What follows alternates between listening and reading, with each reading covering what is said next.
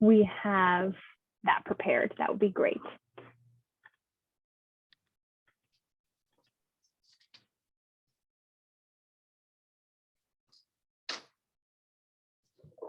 And I will be here, and for those who didn't hear this piece already, whoever is not presenting, please turn off your camera and your microphone when you are not presenting, just so that way it stays clean and folks can see, only see who is presenting. I will be here the whole time, but I, of course, will be muted and off camera. If you need me for anything, you can obviously verbally ask for me, but you can also send me a chat via the chat feature, and I'll make sure that I respond right away.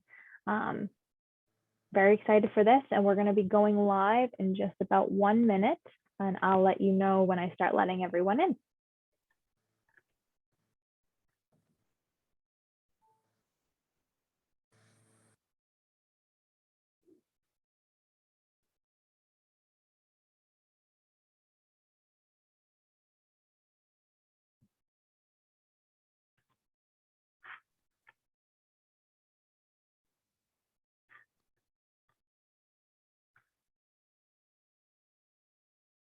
All right. Dr. Jones, I'm going live now.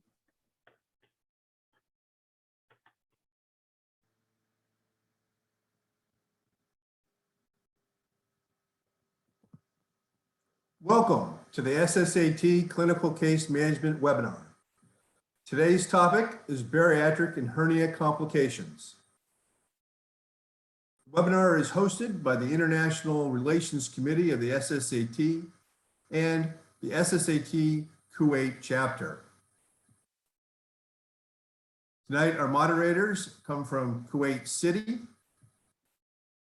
For all of you joining us tonight, be mindful of any background noise, cameras for our speakers. Limit the distractions. We do want all of you to become very involved in the webinar. You'll be able to see it recorded and go back to the talks. You'll also be able to see it on the YouTube channel. So there's opportunities to complete the program today, as well as come back to it in the future. Most folks joining today will be members of the SSAT, but many will not. For those of you who are not yet SSAT members, please consider becoming active candidate and medical student members. All are welcome. And for those who are part of our new international chapters, again, we welcome you. This is one of the most exciting things happening in the SSAT and in GI surgery across the globe. As a member, you'll have access to our journal, discounts on DDW, access to apply to awards, grants, scholarship, and traveling fellowships, and many leadership opportunities, both nationally and internationally. All of our educational content is now streaming on our podcasts. If you have not logged in, please do. Tonight's event will focus first on welcoming all of you here. We have an expert list of bariatric and MIS surgeons talking on topics we think that'll be relevant, exciting, and a stellar panel to help bring out the nuances of these cases. To get us started, we welcome President Nick Vauthey of the SSAT for welcoming remarks. Thank you, Dan, for this very nice introduction of this webinar. This webinar is another one of a kind. SSAT is going for a global outreach, and we've had webinars with Brazil, with Japan, with Mexico, and now we have one with Kuwait. And I'm pleased to announce that SSAT has now a new chapter in Kuwait. This is the second chapter of the Mexico, and will continue with this effort of global outreach across the world. At the outset, I would like to recognize Professor Mousa Khoursheed, outstanding and tireless efforts in building the chapter in Kuwait and galvanizing the team, especially during COVID and during the illness of his father. we are all looking to visit Kuwait one day. I haven't visited Kuwait, but I would love to see its huge towers, the Gulf view, and the beautiful museum. I would like to thank Dr. Khoursheed for having already invited the SSAT at his annual Kuwait Postgraduate Assembly in Surgery, which has been held by him since 2002. I would like really to meet everyone presenting here in person at this meeting in future years, especially since I know that the Kuwaiti people are nice and hospitable and loyal friends. I hope this webinar will be the first of a long and fruitful collaboration between SSAT and Kuwait and Middle East surgeons. We are looking at a wonderful lunch break here in Houston while learning about complication in bariatric and laparoscopic surgery. Thank you for joining this webinar.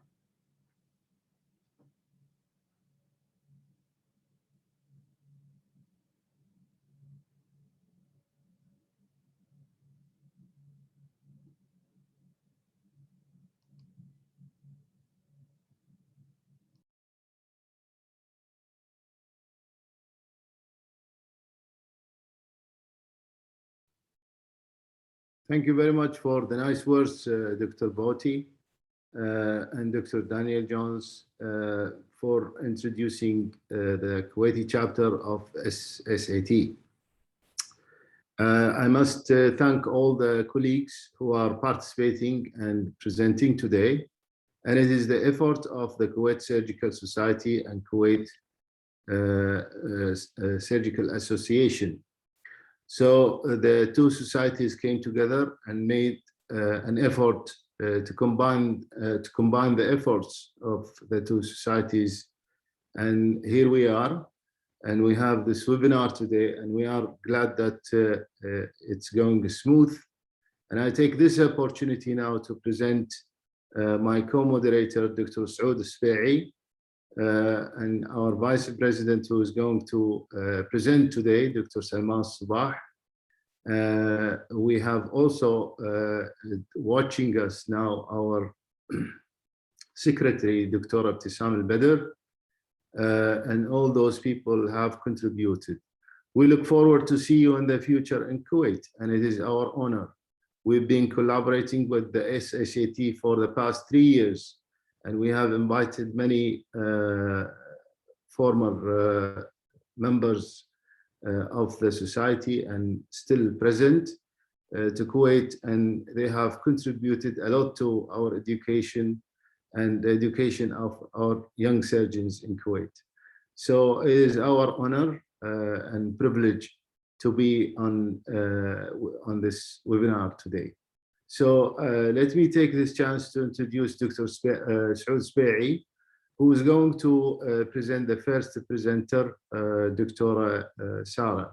Please, Dr. Saud. Thank you, Dr. Mousa, and I would like to congratulate you and everybody for the newest Kuwait chapter of SSAT in Kuwait. It is entitled Bariatric and Hernia Complications. It's the webinar which we will discuss different complications following the bariatric surgery, as well as complications following laparoscopy of trans abdominal preperitoneal hernia repair. The first presenter will be Dr. Sarah Safi, and she will be presenting the first talk about the post-laparoscopic cholecystectomy CBD diathermy injury in patients with Roux-en-Y gastric bypass. Dr. Sarah Safi is a graduate from Kuwait Board of General Surgery, and she works in Al-Adan Hospital in Kuwait. Please, Dr. Sarah, the floor is yours. Good afternoon and good evening here in Kuwait. Thank you, Dr. Saud, and thank you for the SSAT committee for this wonderful opportunity. So I'll start sharing my screen now.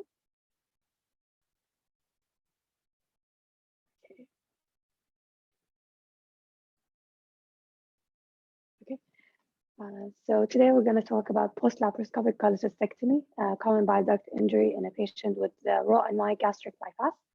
I have no conflict of interest. So we had a 58-year-old lady with a past history of hypertension, cerebrovascular attack, secondary to protein S deficiency, and she was on warfarin. She has a past surgical history of raw and wide gastric bypass in 2009 with a BMI of 41. She presented in March 2019 with 4 days history of epigastric pain. Initial workup as outpatient showed a normal upper GI endoscopy and an ultrasound abdomen of a calcular gallbladder. So she was planned for elective laparoscopic cholecystectomy on March 5th, 2019, which was uneventful, and she was discharged home the next day. So here's the video of her laparoscopic cholecystectomy. As we can see, there are some omental adhesions over the gallbladder that were dissected with electrocautery. And then we can see like there are adhesions between the gallbladder and the duodenum as well. Also, they were released using blunt dissection and electrocautery. The dissection to perform the critical view of safety was mainly done using electrocautery.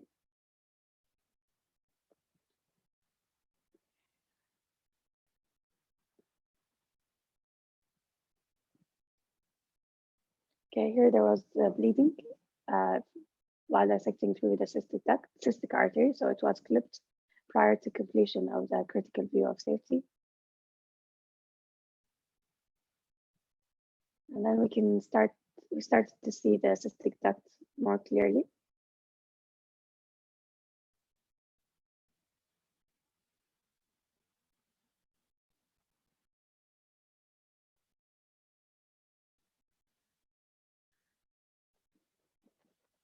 And we're continuing our dissection to visualize the cystic duct. And here we started clipping the cystic duct. And finally, we removed the gallbladder from the liver bed using electrocautery with no obvious, with no visible abnormalities during the surgery. Patient was discharged the next day. On March 8th, which is post-op day 2, she presented to the emergency department with abdominal pain and low-grade fever. Her vital signs at that time, they were normal apart from a low-grade fever. She was managed conservatively and then discharged home. 2 days later, she presented again with severe abdominal pain, mainly at the periumbilical region, associated with severe tenderness. On examination, there was severe tenderness all over the abdomen and maximum at the right upper quadrant. At that time, a CT scan was done with IV contrast, and it showed there was fluid collection in the pelvis and in the subhepatic region, and also there was dilatation of the small bowel. Because of the clinical picture of the patient and there was signs of peritonitis, so we opted to do a diagnostic laparoscopy for this patient the next day.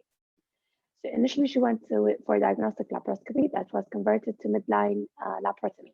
The intraoperative finding at that time showed bile all over the abdominal cavity and a pinhole diathermy injury to the common bile duct.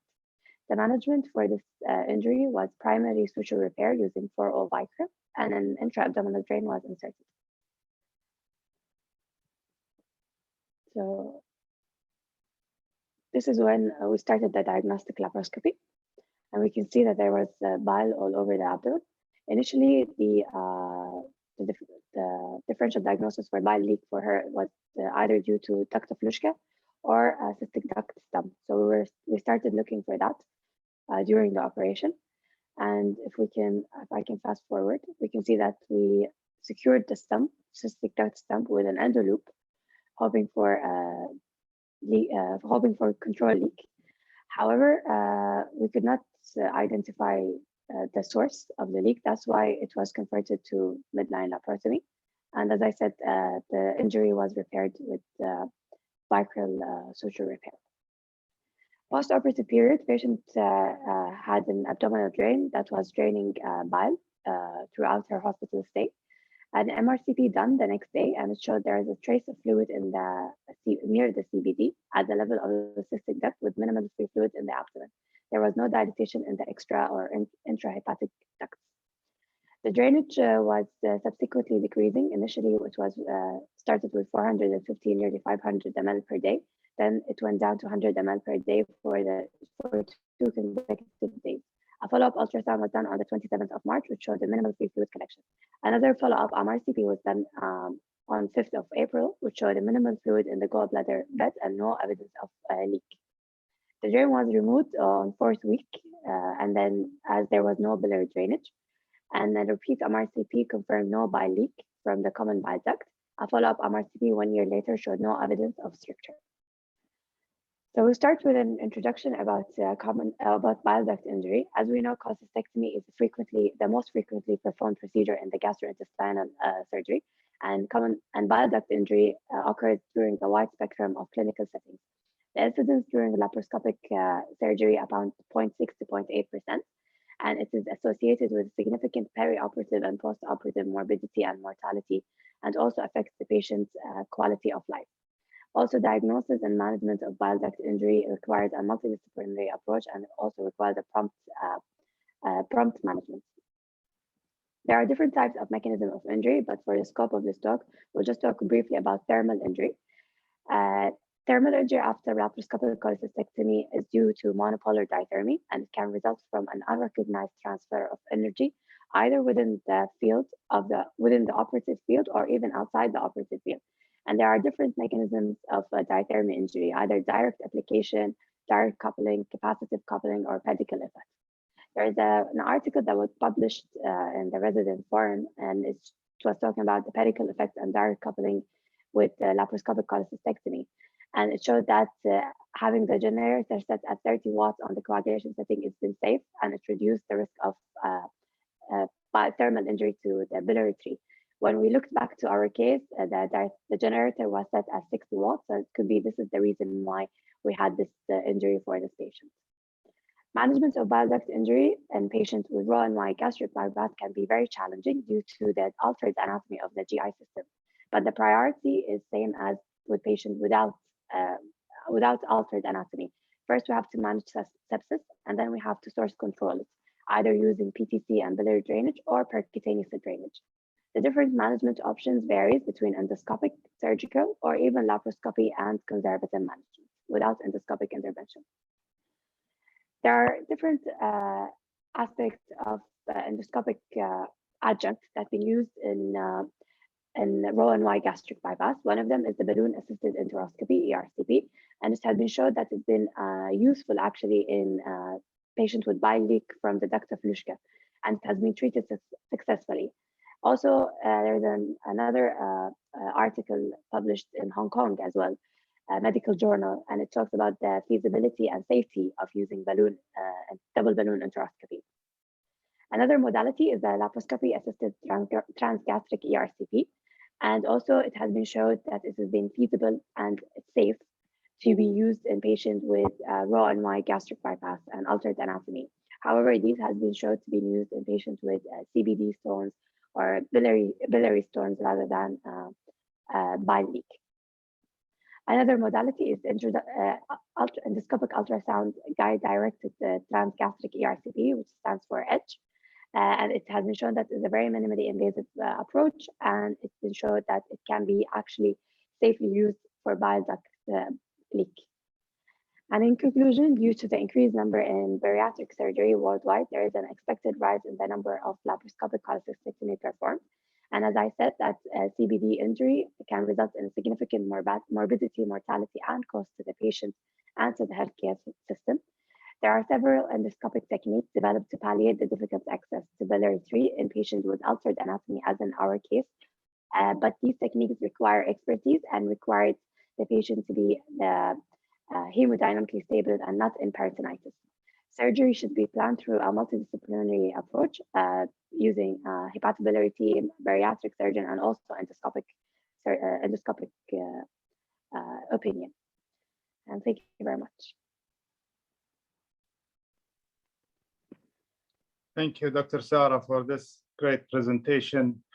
I would like to open the floor for questions. If anyone has a question, can raise his or her hand, or you can ask the question in the question panel. and we will get your questions.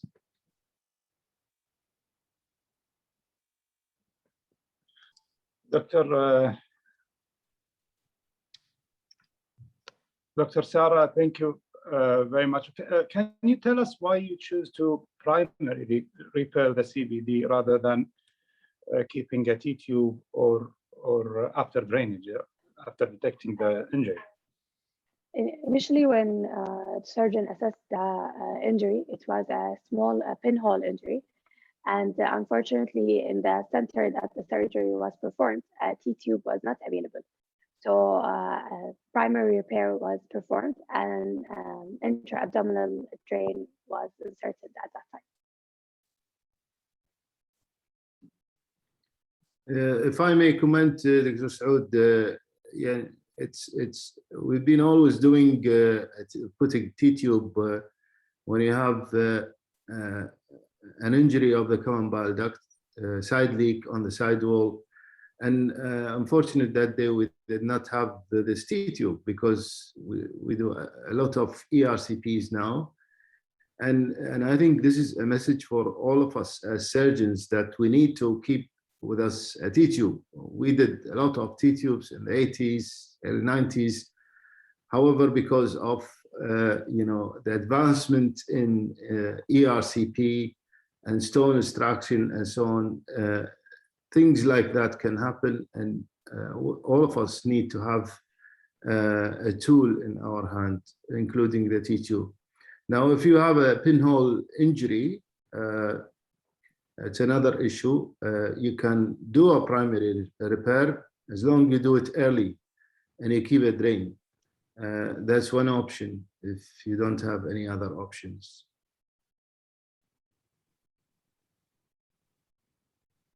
Okay, thank you, Dr. Professor Mousa. Would you like to present the next talk? So the next speaker is going to be Dr. Mshari Mhanna. He's going to talk about repair of internal hernia, step by step.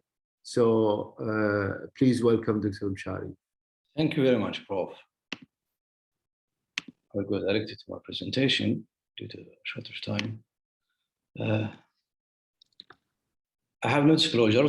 Roux-en-Y gastric bypass is the second most common procedure done worldwide in a weight reduction after sleeve gastrectomy. And we know obviously it's increasing worldwide. So the complication of surgery, Roux-en-Y, is a common like other surgery. And one of the most common complication is to have an internal hernia. So our case today for a 42 years old lady who had a gastric bypass in 2008 with a weight of 100 kilograms. She developed incisional hernia in 2020, and she presented with us in the late of November 2020 with post-abdominal pain, post-operative abdominal pain and distension. Although the clinical examination it wasn't significant and her labs were normal, we proceeded to do a CT scan. CT scan showed the accumulating of the small wall in the left upper quadrant with a spiral sign, we can see in the picture on the left lower. So we went for a diagnostic laparoscopy. Here's my video. So during the diagnostic laparoscopy, due to the adhesions of the mesh, we do a meticulous adhesolysis.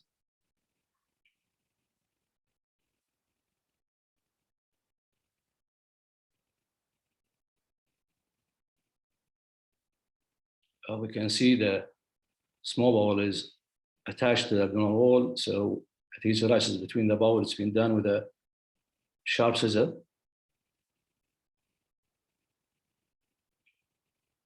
Now we are at the gastrogenostomy anastomosis.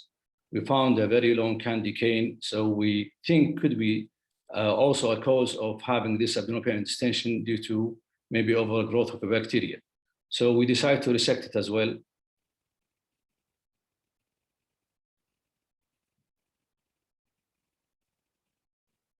After that, we decided to run the bowel. This is the roll limb. We are pulling the roll limb, going to the common channel.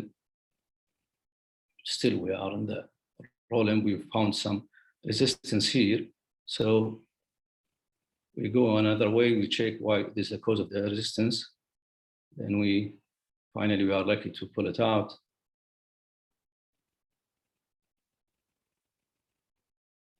So there was adhesions due to a greater momentum, so we decided to dissect it.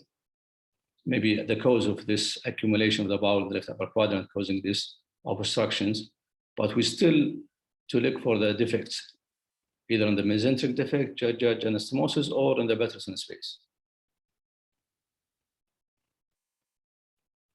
You can see the row limb, and behind the row limb, we saw a small defect between the row limb and transverse colon, the Peterson defects. It was quite open. So we decided to close it.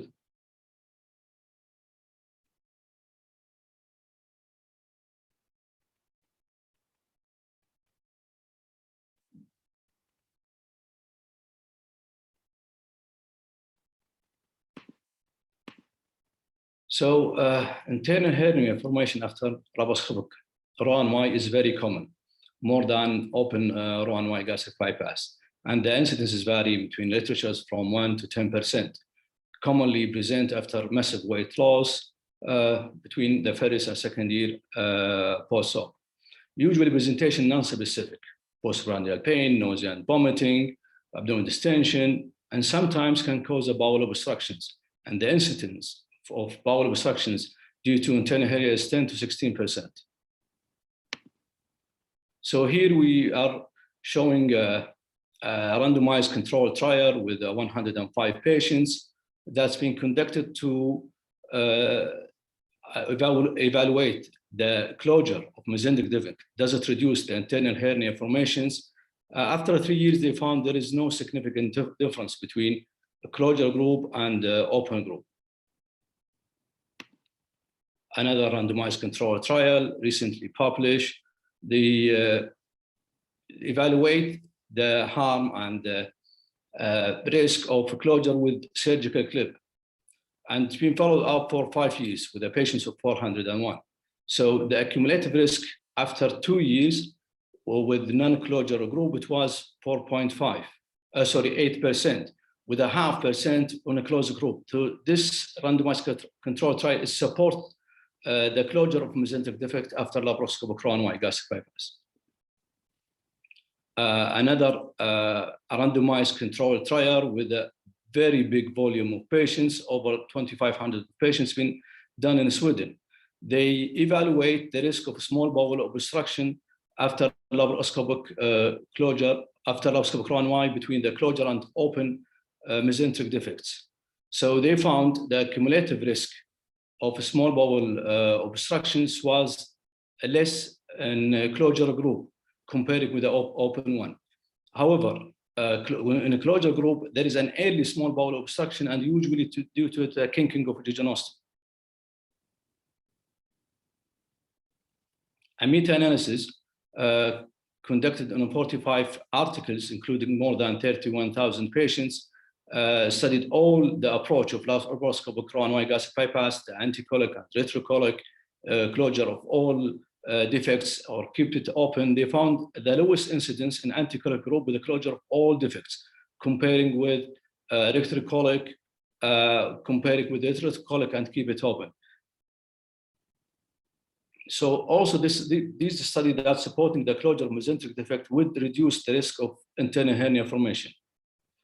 So even with the closure of mesenteric defect, there is an increase of a risk of intraoperative or post-operative complication, including bleeding, stricture, reduced vascularity, compromised vascularity, and anastomotic leakage, adhesions.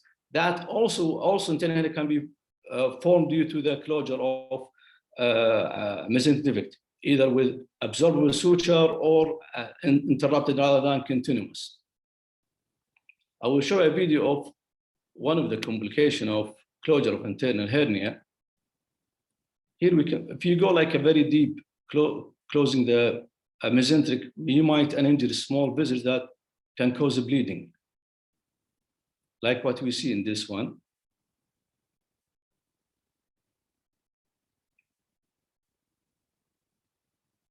here another case also as well.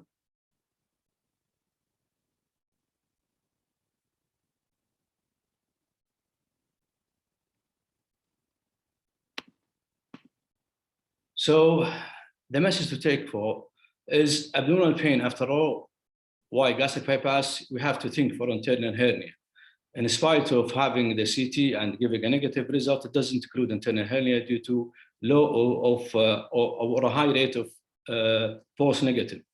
So if you have a patient with the abdominal pain post-trauma gastric bypass with a negative CT, don't hesitate to take the patient for diagnostic laparoscopy. You will be surprised that you would have an internal hernia. Thank you very much.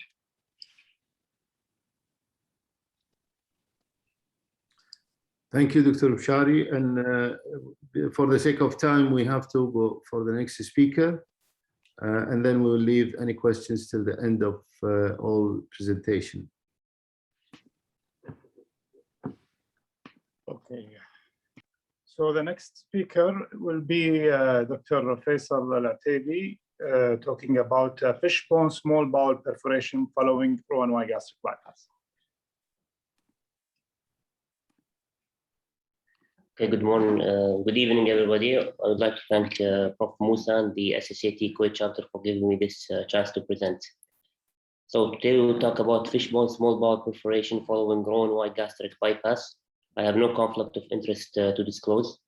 Our case is a 35 years old lady with a past surgical history of Roux-en-Y gastric bypass done in 2009, mammoplasty done in 2010, lap chole in 2014, and abdominoplasty done in 2017.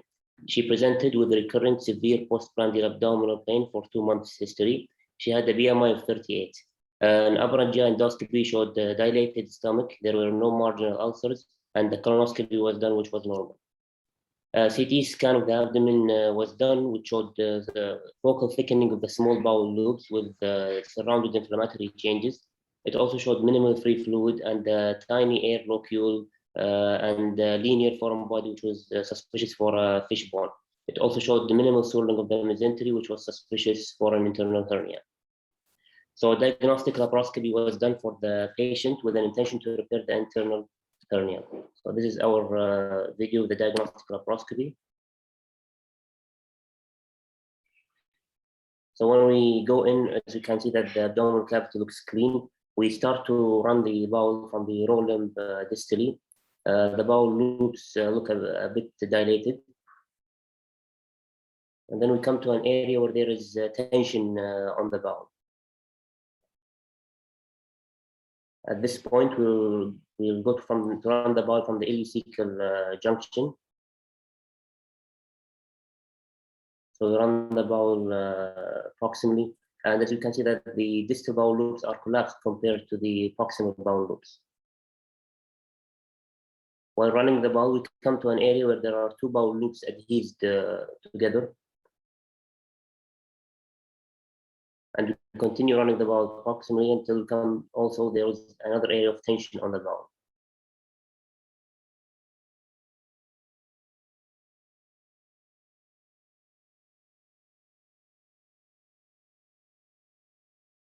So at this point, we go back to the 2 bowel loop segments that were adhesed together.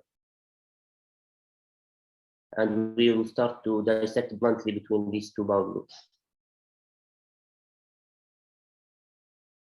And as we are dissecting bluntly, pus will come from this. So there is an abscess cavity with the presumed fishbone perforation area. So the abscess cavity is drained, and all the adhesions are lysed.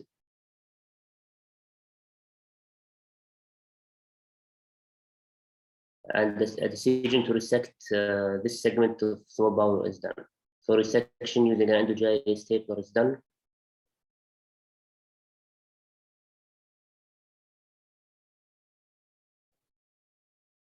And resection of the small bowel mesentery is done using a harmonic scalpel. And this segment of small bowel is retrieved using an endobag. And then intracorporeal suturing of the bowel anastomosis is done using a vitral suture and an endoGIA stapler. and then the enterotomy is closed with a vitral suture. As you can see that the bowel looks healthy, and sound anastomosis is done.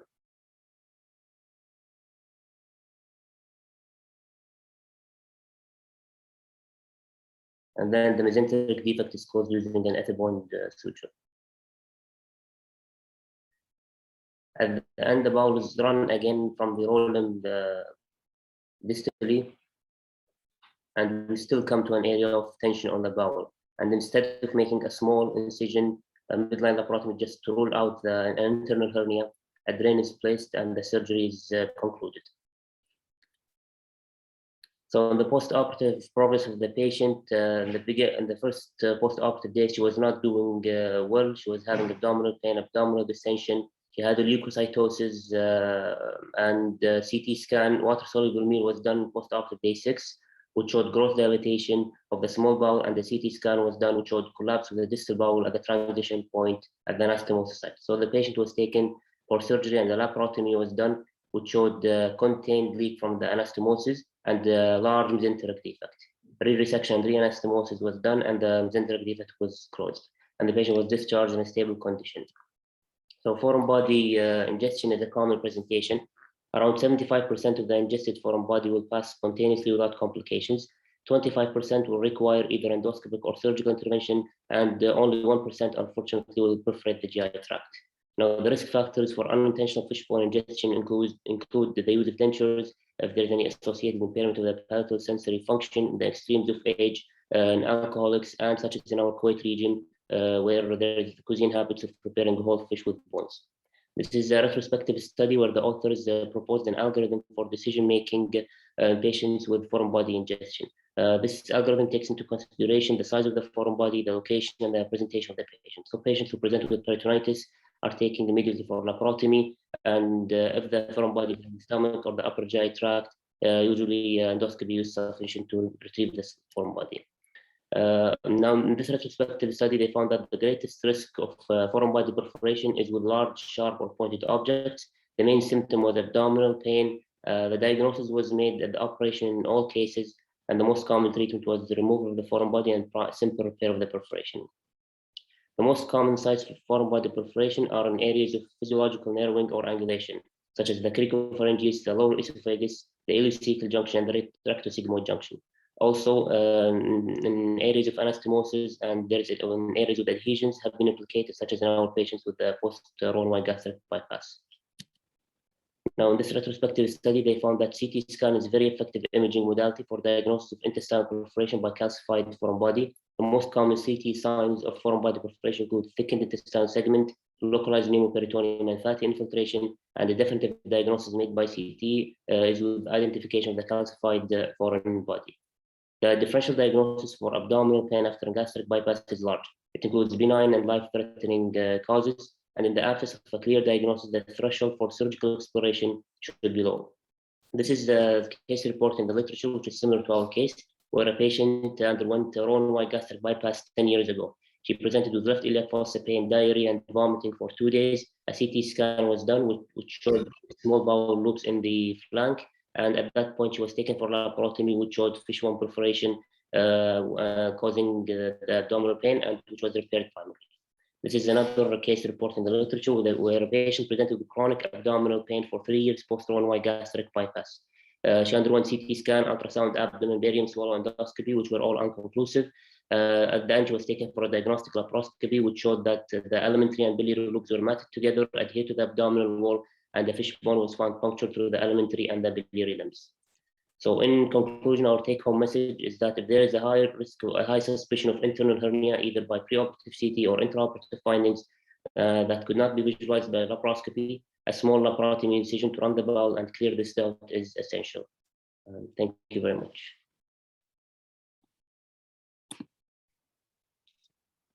Very interesting. Thank you, Dr. Ataibi, for this talk. For the sake of time, and we will take the questions at the end of the webinar. So we will continue with the fourth talk. So I take this opportunity to introduce Dr. Salman al-Sabah.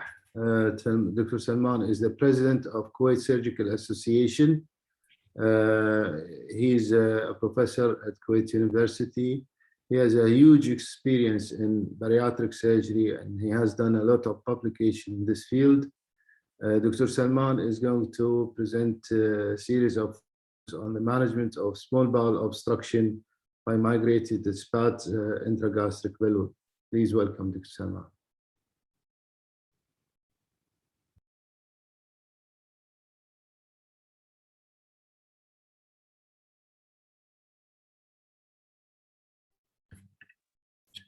Yeah, thank you, Professor Mousa, for the invitation and for organizing such an important webinar. Can I ask the organizer if they allow me to show the video, please? And also, while waiting for the video to start the video, I'd like to thank the leadership at SSAT for supporting Kuwait chapter and for all their efforts internationally for the advancement of surgery. Well respected and well appreciated. So today my talk is about management of small bowel obstruction after gastric balloon. And since this is a very common procedure down here in the Middle East, especially in Kuwait, we'd like to discuss this. I have no disclosures to this talk related to this talk. So the FASMBS, as you can see from this table, the gastric balloon, since it was FDA approved in 2015, it started to have increase in volume in the United States. However, in this part of the world and in Europe as well, the balloon was, it has a big volume and it's been approved in these countries. And you can see here from this slide that you can see the MENA region, which is EMEA, has one of the highest volume for intragastric balloon for weight loss. Now, there's different types of gastric balloons, and as you can see from the table, there's only 3 balloons who are FDA approved at this moment, which are the Orbera, Reshape, and O balloon. Many are in the pipeline, but however, many of those balloons are also approved by the CE mark. And in our part of the world, if you have FDA or a CE mark approval, then you can use these procedures. In my practice, I used these 4 balloons in high volume: Orbera, O balloon, SPATs, and ellipse. And I will show you that all these balloons could have risk of migration and small bowel obstruction. And we need, as a surgeon, we need to not only understand how to do laparoscopy, but we have to also have some experience, especially if we do this kind of balloons, we have to have experience with endoscopy. So you can see this is a patient presented after 2 months of intragastric balloon with a small bowel obstruction. You can see here where the balloon is obstructed and the small bowel is filled, you can see in this part with the balloon. So basically we identify the proximal part where we can do enterotomy using a cautery here in this case, and then we identify the balloon. We try to see if there is any fluid in it that caused the obstruction. However, there was no fluid in this balloon, and the balloon was removed. And then, of course, we repair the enterotomy with the primary repair. Now, it's important to know that not all balloons have similar features. So we have to understand that this is another type of balloon and how to manage different balloons. So this is the swallowable balloon that could be swallowed through a capsule that doesn't require endoscopy. And also with this, you can have complication, even though if it was made to go through the GI tract smoothly. But this is the early version of these balloons where they were having some troubles with the valve. But basically you can see it's very thin balloon. The trick here is to do enterotomy, suck the fluid in the balloon and then remove it. Since it's very thin, so the enterotomy is smaller than the other types of balloon, and it's easily to be repaired as well. And last video here, you can see that this is it's called a balloon that has adjustable. It's called SPATS balloon. You can see this is the early version of that. It's called SPATS 1. You can see it has a valve, and that valve goes sometimes causing obstruction in the duodenum, as you can see here, through the pylorus. it has a valve that can cause difficulties in passing the food. And this patient presented 3 months after the balloon with a picture of obstruction, similar of, sort of pyloric obstruction. I can see the balloon, the valve stuck in the duodenum, and this balloon need to be removed. Now, I'm going to focus on this balloon. It's again, it's a newer version of SPATS balloon, where it has caused migration and obstruction. You can see in the CT scan that the balloon is partly in the small bowel and partly in the cecum. So it was not able to pass through, and the patient presented after 4 months from insertion of the balloon. So how we manage this patient by doing laparoscopy, and as well as we try to retrieve the balloon through colonoscopy, but under laparoscopy guidance. You can see there's minimal fluid in the abdomen, and you can see the balloon is stuck in the cecum. This is the cecum, and the balloon, this is the valve. You can see it's stuck in the, this is the valve in the cecum, but the balloon itself is in the small bowel. So it's passed partially, kind of a dumbbell shaped through the cecum and through the small bowel. So we tried with colonoscopy, and you can see through the colonoscopy that when we go in, we see the valve and the balloon itself, part of the balloon, and this is a transverse colon, and we're trying to retrieve it, but it did not work out for us, so we could not remove it through the anus. However, we were able to divide the valve, which helped us to remove it easier from the small bowel. You can see here, so that the general rule here, we go proximal to the obstruction area, a healthy area of the small bowel, and then we we try to find if there is a fluid, as usual. In this case, there's no fluid because it's a thicker kind of balloon. It's difficult to pass through the GI tract. You can see there's a lot of traction required to pull the balloon out from the small bowel, and that means you can have a bigger enterotomy, and it's very challenging also to deal with. However, we have to be in all these cases, make sure that we prepare the patient well, that this patient might end up having even laparotomy because of this kind of balloon. Now, you can see the valve is, we cut it here when we pull it through the anus, because otherwise we have a bigger valve. And that helps us to even pull it easier from the small bowel. It's always good to have my colleague here, who is a colorectal surgeon, assisting me in this case. And at the beginning, I was thinking what to do, because we have a big, as you can see, enterotomy, whether to do ileocecostomy or should we do other ways. So he suggested, to do it through how do we close ileostomies when we do a colon resection. So basically, we did this kind of technique, which really helped out, given that short distance between the cecum and the enterotomy itself. You can see we look at the staple line; it looks good, healthy, no bleeding, and then we finalized our anastomosis by getting the bowel together, making sure there is no narrowing, because that's the last thing we want. Here we can see there is good space for the GI content to pass through without any obstruction.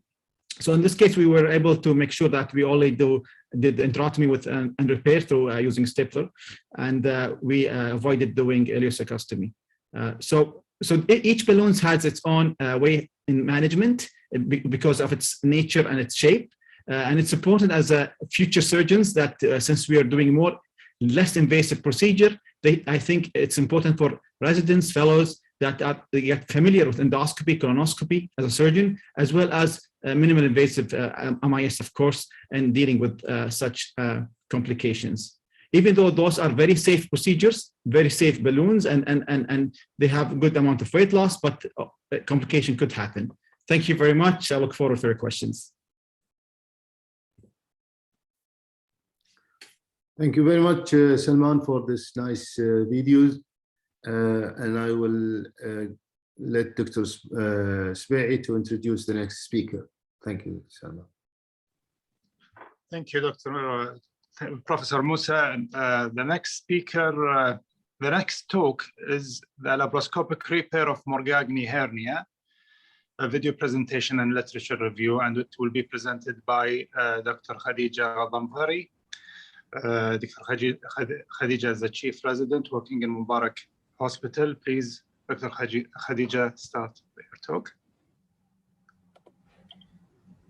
Thank you, Dr. Saud, for the welcoming.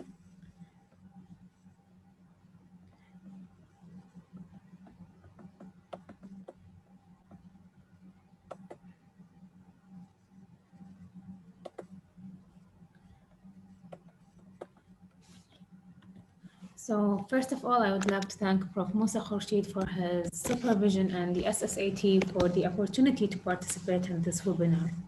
Today we'll be talking about laparoscopic repair of Morgagni hernia in adults. No conflicts of interest to declare. To begin with, Morgagni hernia was first described in 1769 by Italian anatomist Giovanni Battista Morgagni. It is an anterior diaphragmatic hernia originating from the costosternal trigone, which is a triangular space between the muscle fibers originating from the xephosternum and the costal margin of the diaphragm, as demonstrated here in this picture.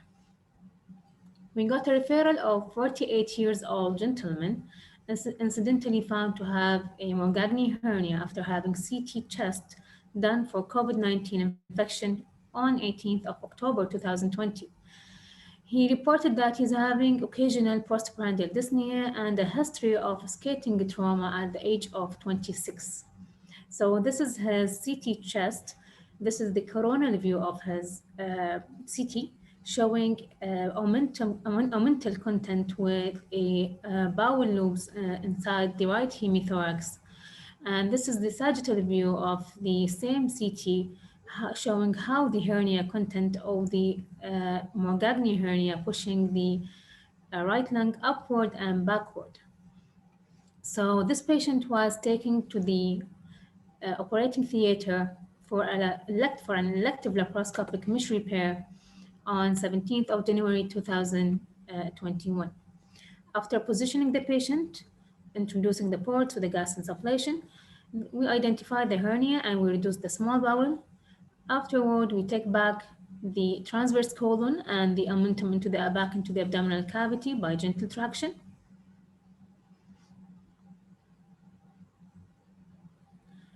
Then we started to excise the sac using an energy device with taking care of the surrounding structures. We divided the falciform ligament to gain an access for the primary repair later on. After completing the excision of the sac of the hernia, we separated it from the adherent omentum and took it out of the abdominal cavity.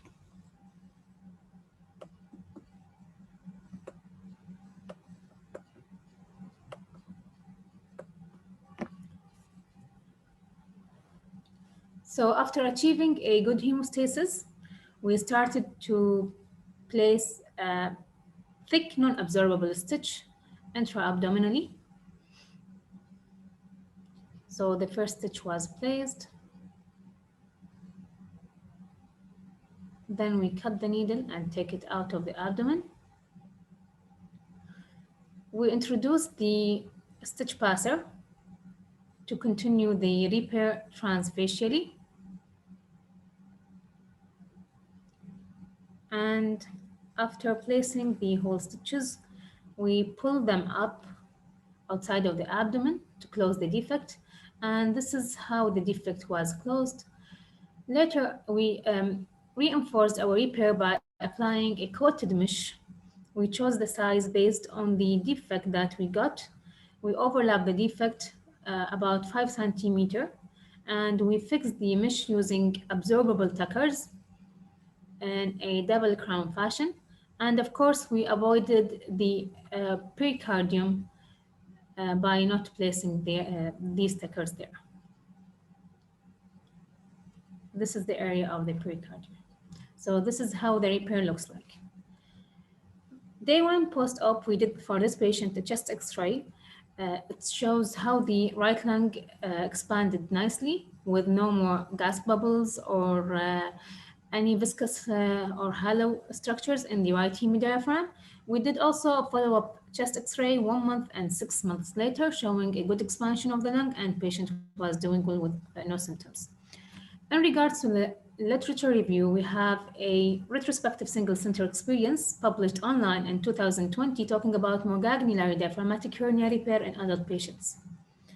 So these are the authors that contributed to this study. They found that 27.3% of the patients were asymptomatic. Some of them experienced dyspnea, abdominal or chest pain, or constipation. And most of the hernia sac contents were a transverse colon, omentum, and or the stomach. CT scan is the diagnostic tool of choice for extrahiatal diaphragmatic hernia. When patients experience complications, they may have incarceration of the content, volvulus, or obstruction of the sac content even in these initially asymptomatic patients. 18% of those patients experience strangulation of hernia content.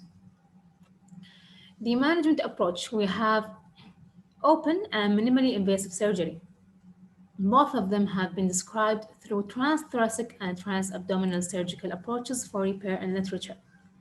The transabdominal surgical approach provides better exposure to the hernia and a better view during hernia repair regarding relevant abdominal structures. It also allows for exclusion of hernia-associated intra-abdominal pathologies or complications like strangulation and obstruction. There are 3 possible surgical options in regards for this repair of the diaphragmatic hernias. The first option is a primary suture without mesh reinforcement. The second one is a primary suture with mesh reinforcement, as we did in our case.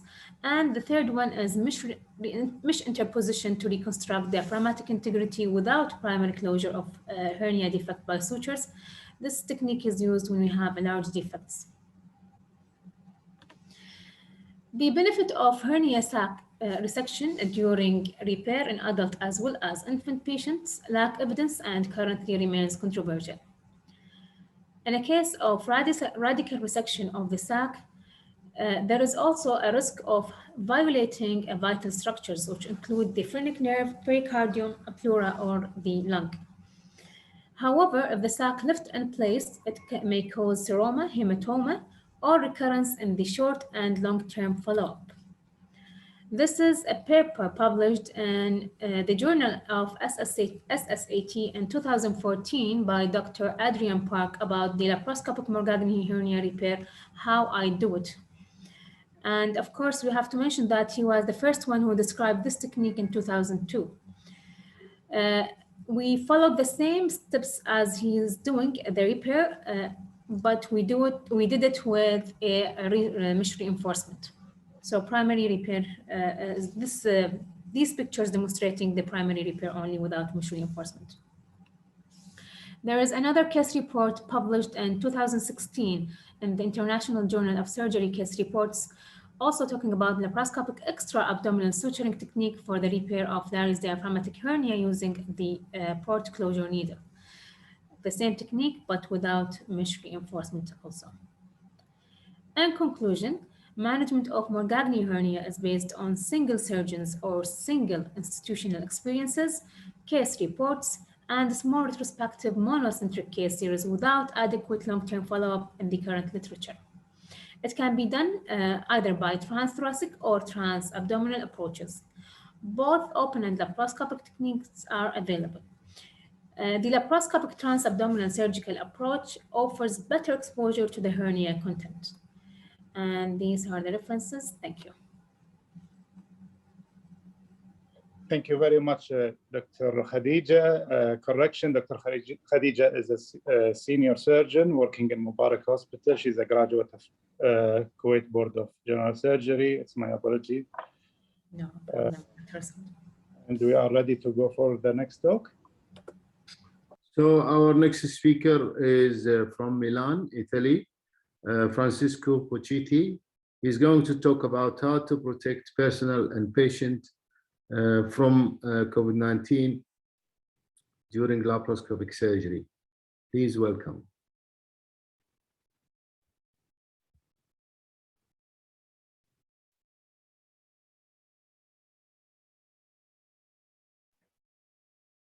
Dr. Pochetti, you are muted.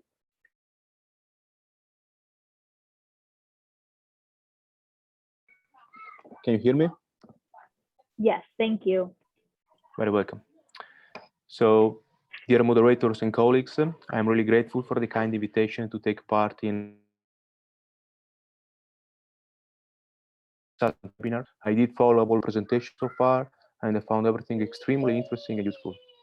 This is Francesco Puccetti. I've been working as an assistant professor in Italy at the Sarafele Hospital Milan under the direction of Professor Riccardo Rosati, who is the current ESDE president. I will get started by saying that our unit, gastrointestinal surgery, has been looking after one of the largest series of diaphragmatic hernia, especially those occurring after surgery, such as complications following esophagectomy or bariatric surgery. Unfortunately, due to all things I'm going through, we have not been able to completely resume benign surgery, but we are still looking after cancer and emergency patient.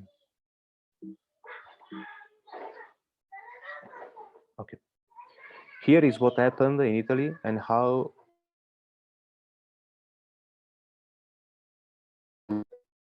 dealt with it. This slide displays the comparison between the first and the second wave COVID-19 waves in terms of incidence and mortality.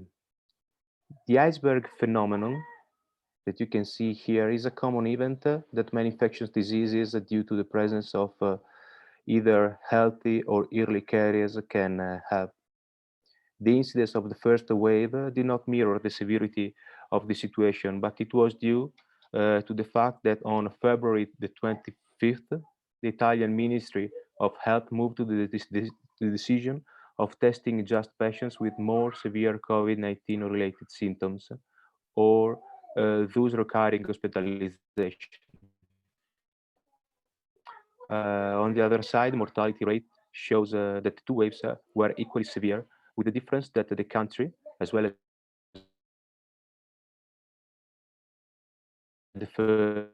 the first wave. This article by Medical Virology summarized very well the month of March 2020. Italy had the second highest number of cases in the world after the US. It was the whole number of cases. Italy was the first country in terms of COVID-19 related deaths. And in my country, almost half of all cases and more than half of all deaths were registered in Lombardy. And especially in Lombardy, you can see Milan was actually the most hit city comparison to the others. So in the midst of all of it, we had to do our best to deal with this highly fatal and actually serious patients and personal safety, and actually is still a need. So basically here you can see some preventing measures that we adopted against the COVID infection and for personnel and patients as well. So for personnel, actually was more a matter of biohazard, and our measures were prediction, control, and protection. While for patients, basically we tried to achieve a good prevention, early diagnosis and treatment, and care availability. And for patients as preventions, we basically adopted social distancing within the hospital area, restricted access to the hospital. For example, access were limited to patients only. There were temperature check at each entrance. There were every patient had to have a negative swab prior to ward admission, and also at the emergency, our triage was highly selective. Of course, everyone had to wear and still has to have to wear any means of individual protection, such as a mask, gloves, face shield, hygiene stations. Hygiene stations was something that the hospital provided all visitors, patients, and hospital staff. So Another problem was the care availability. We tried, just because of the number of affected people, we tried to increase the ICU beds and by designing the radiology and endoscopy and operating room, for COVID-19 patients only. Also, we directed the hospital staff to the ICUs, and by hiring a new ICU nurses, anesthesiologists, by employing any medical specialist as an on-call doctors in COVID-19 wards, and also we limited all non-related COVID-19 activities. Here you can see, speaking about increasing care availability, these are pictures of 2 tennis courts of the hospital, which have been interrupted to build the new intensive care units of 15 beds each. Top corner, also you can see a picture of the only entrance to the hospital with the whole patient's flow directly through it, day by day, every day. About the personnel, prediction was possible. There were in the literature some experiences like this article, which has been published in Intensive Care Medicine, and describing what would be the right preparation or workup for any hospital for any epidemic or mass disasters. And this one was in particular was published after the H1N1 pandemic. And many of the key recommendations that this article included were still good for the COVID-19 scenario.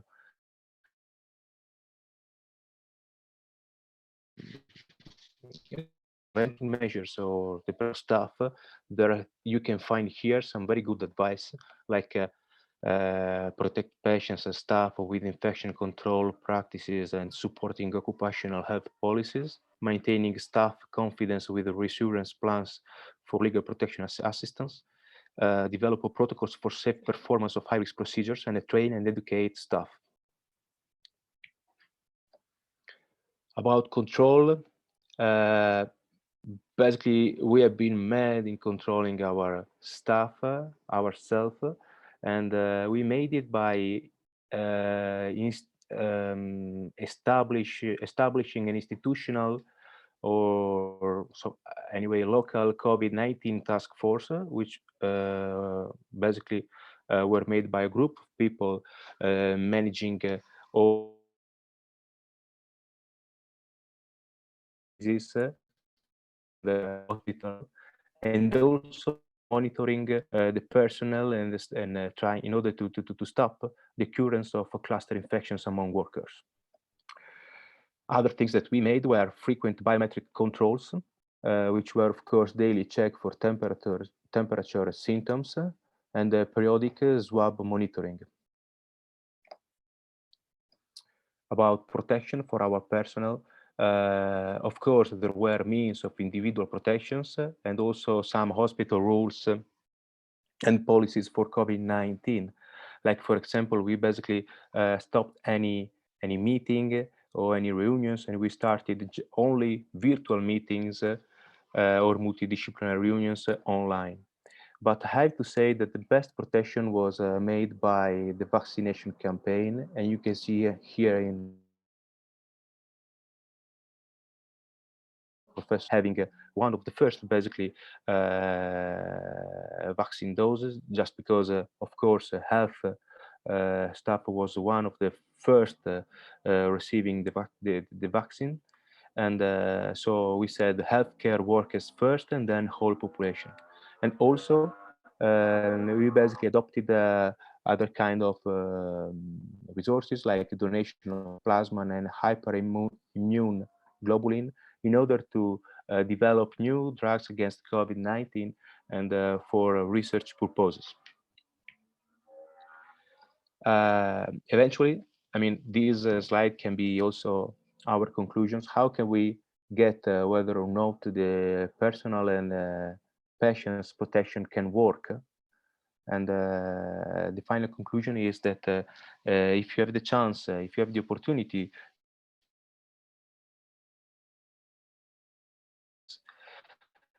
that is the best of a correct protection plan of personal and patients. And that was also our biggest effort, in order to try to avoid losing our patients for any other causes, like especially cancer, cardiovascular disease, or trauma. So this has been in brief what happened in Milan about COVID, how we sorted out. And I wanted to thank you everyone for the kind invitation, and to give you back another invitation for the ESDE Congress that we are having in Milan in this autumn. Thank you so much.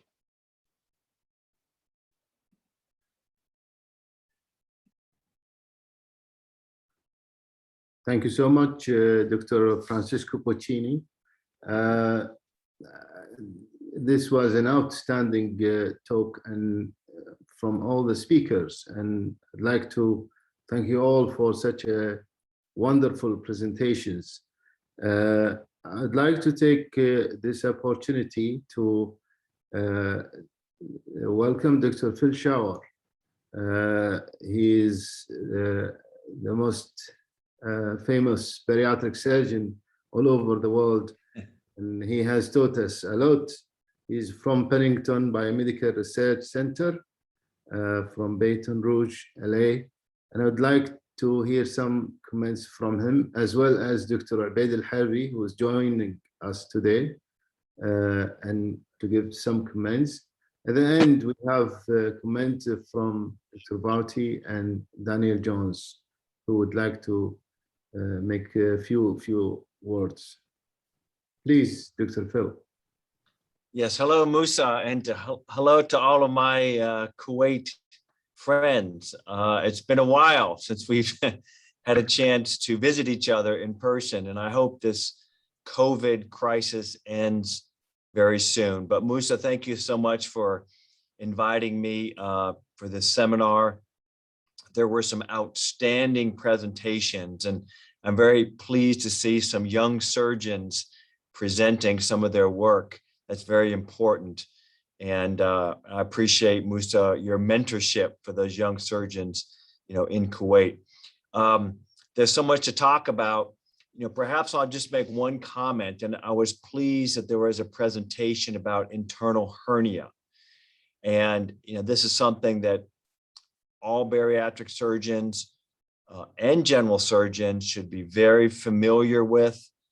I think the speaker had some outstanding points. The first is that we should try to prevent these by closing the defects. And he presented some excellent randomized controlled trial data showing that by closing the defects, we can prevent these from happening. But in any case, any patient presenting with abdominal pain after a gastric bypass, whether it's a Roux-en-Y or whether it's a single anastomosis, one should consider internal hernia, not waste time. And often the best solution is to go directly to laparoscopy to make the diagnosis, as often abdominal CT scan is not suitable or not diagnostic. Now, in my own experience, the rate of internal hernia has been quite low. And I think it's because, we're very diligent with closing the Peterson defect and the defect at the jejunal-jejunostomy. We use a non-absorbable, we use a running stitch, and we try not to leave any gaps, between the sutures. And our internal hernia rate has been, well less than 1%. So I think it can be prevented. Those are some important lessons that we should all remind ourselves about. And these internal hernia problems will not go away. We should be very diligent. But again, Mousa, thank you so much for inviting me to participate in this outstanding conference. Thank you, Phil. It's a pleasure and honor for us to be with us today. Thank you for sharing your views. I'd like to ask Dr. Ubaid also to make some comments. He is with us now, please. Assalamu alaikum. Good evening, Salam. everyone. Thank you very much, Dr. Mousa and Dr. Saud for this nice webinar. It's really an honor to have the president of SSAT, Prof. Jean-Nicolas Vauthey, joining our first Kuwaiti chapter SSAT webinar. And for all the presenters, it was really very well selected cases, beautiful videos, and very nice revisions. Prof. Mousa is always a pioneer here in Kuwait locally and doing the scientific programs and scientific conferences, and he's the one who started AccuPass, the most run conference in Kuwait, not only in surgery, in all medical fields in Kuwait here. And despite COVID, he continued to make the scientific activities with the webinars and through the online. That's all. For the sake of time, we have, I think, only 1 minute. I will leave it for the presenters to present, to ask any questions from the presenters or from the audience. Thank you very much, Dr. Ubaid. Just a brief idea about Dr. Ubaid. He's a senior surgeon doing lots of bariatric and general surgery in Farwania Hospital, one of the busiest hospitals in Kuwait. We are honored to have you with us. I would like to give the word to Dr. Vauthey and Daniel Jones. Please, they would like to make some comments.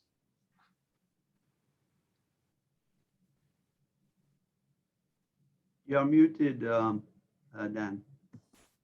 The first speaker brought up diathermy and the injury from using energy. And one of the things that we've done in the US that's close to my heart is FUSE. And I was just wondering if in Kuwait you have either the FUSE curriculum or some similar curriculum for teaching the safe use of energy. There's just so much there to be learned that at least traditionally is not taught.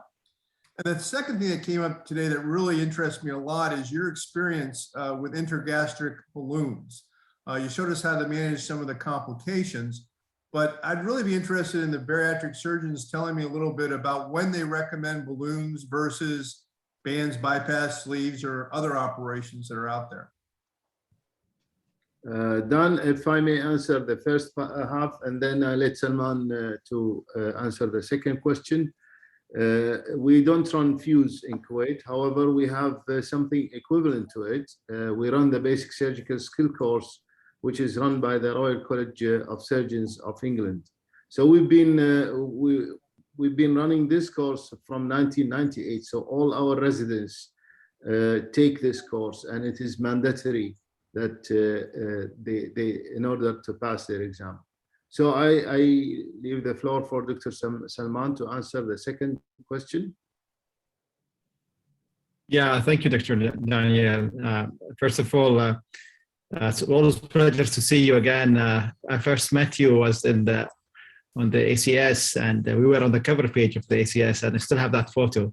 It's always nice to see you in good health. Now, regarding balloons, as you said, we have, as bariatric surgeons, we follow the guidelines, which is well known internationally. Looking at balloons, BMIs, for example, in Kuwait, we look at 27 up to 40, but we also have sometimes as a rescue or bridge procedure, use it in higher BMI as a bridge.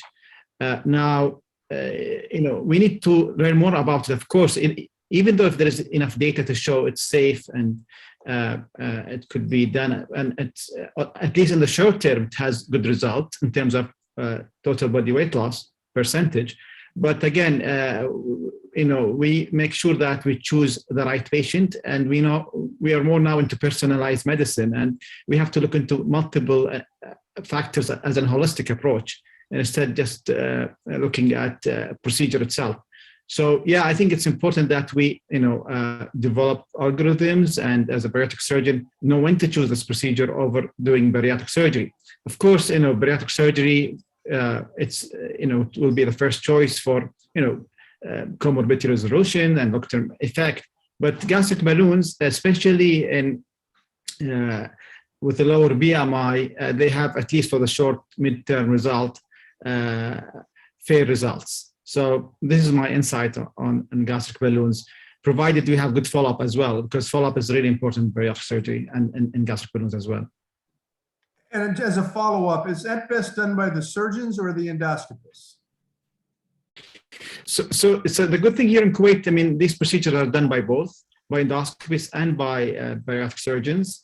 And we are seeing more and more surgeons are involved in endoscopy. And actually, the gastric balloon made them learn more about endoscopy. So that was a trigger or a boost for the bariatric surgeon or the general surgeon to do more endoscopy, is by learning the other way around. How, when you put a balloon, that made, did not force them, but more into let them get motivated about doing more endoscopies.